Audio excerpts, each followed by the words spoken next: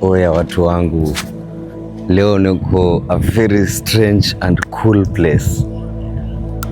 This is County 002. Niko Kwale County, huku ndo ushago manze. And today I'm doing something very interesting. Sometimes nawapeanga day in my life. Nacheki you get to shinda na mimi during the day. Leo sasa it's my 26th birthday. Na niliamua birthday at this time wacha ikuwe special.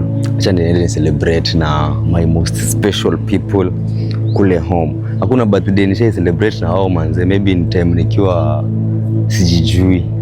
But sahi naenda kucelebrate na wao.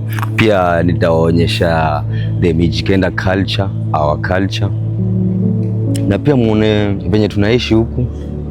And it's gonna be fun manze. Na imagine hapa tu ni kwa river. A random river in Kwale County. Inaitwa the Ngeeni River. Alafu kuna vitu zinakaa gorgeous. Hiyo ambience. Imagine this au ushago. Ushago inakaa hidden gem. Sasa shida inakuanga tu ni barabara. But guys, like the video and come with me to my birthday in our village. County 002. Au sio?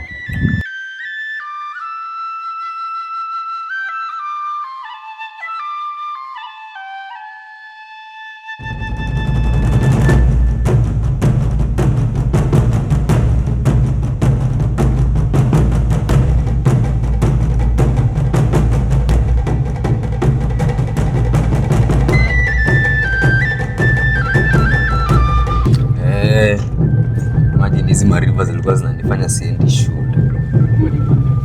Hizi mariva zikijaa aya zinajaanga mpaka gari hazipiti manze for like 3 days maji ishi. Maji imefika mpaka huku shambani.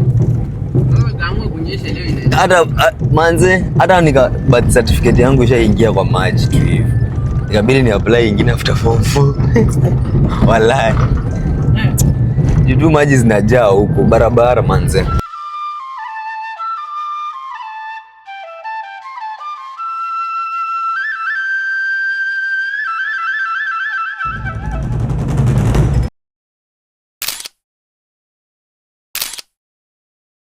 Blaze njoo kate keki.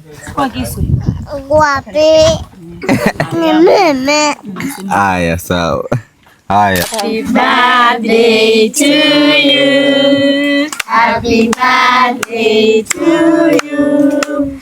Happy birthday dear Kauli. Happy birthday to you. Umekula nini sasa hii? Wewe muya kuna keki. Ambaye katapata keki. Birthday.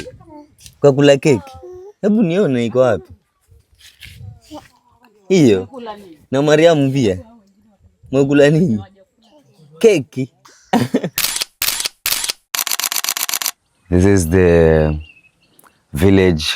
I mean this is the countryside of Kwale County. Kule huwezi ona barabara ya lami. Stima ikipotea huku bana inaweza take up to a week ndo irudi, because those centers are too far away. The farthest on this side is Mariakani, on this side it's Kinango, and on this side I think it's going to Shimba Hills, you know, na ni huko mbali. Sasa acha niwaambie kitu moja interesting about this place. Unajua huku kama you guys venye mmezoea venye mnaishi in your homes, there is usually a certain type of fencing that goes around that homestead, na pale kila mtu anakuanga na fence yake. Manze huku fence it's like a taboo. Ile design yenye people usually don't fence. Na fencing your home, it's perceived as being selfish.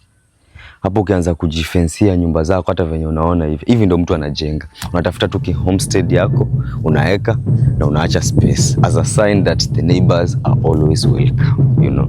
Lakini sasa wewe ujifensie nyumba yako, watu wanakuona wewe ni mchoyo na hutaki msaada kutoka kwa watu, wewe unaweza jitegemea, so unaachwa tu hivyo, you know. Ndio maana wanajenga hivi huku. Kama kuna the worst business unaweza weka ni ya kuuza fence.